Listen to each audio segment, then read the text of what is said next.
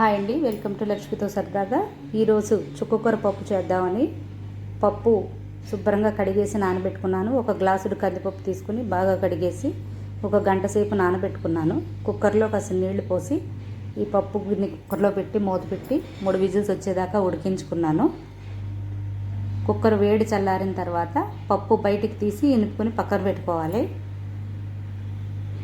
వేరే స్టవ్ మీద బాండి పెట్టుకుని కొంచెం 1 స్పూన్ ఆయిల్ వేసుకుని దాంట్లో కొంచెం జీలకర్ర, ఆవాలు, మినపప్పు వేసి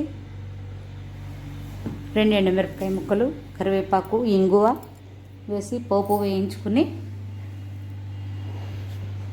పోపు బాగా వేగిన తర్వాత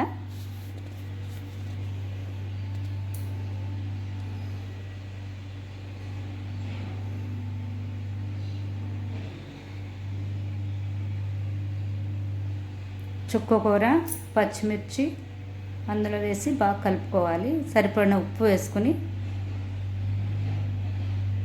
చుక్కకూర మెత్తగా ఉడికించుకోవాలి. చుక్కకూర పుల్లగా ఉంటుంది కాబట్టి పప్పులో వేసి ఉడికించుకోకూడదు.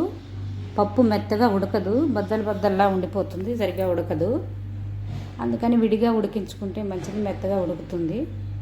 చుక్కకూర 2 నిమిషాల్లో ఉడికిపోతుంది. ఏ ఆకుకూర అయినా సరే పెద్దగా ఉడకడానికి ఏమి ఉండదు కదా, ఆకులో నీరు మాత్రమే ఉంటుంది కాబట్టి వేయగానే 2 నిమిషాల్లో ఉడికిపోతుంది.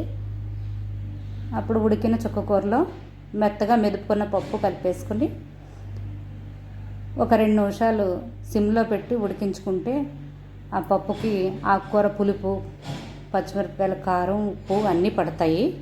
పప్పు టేస్ట్గా ఉంటుంది. ఒక్కసారి ట్రై చేసి చూడండి.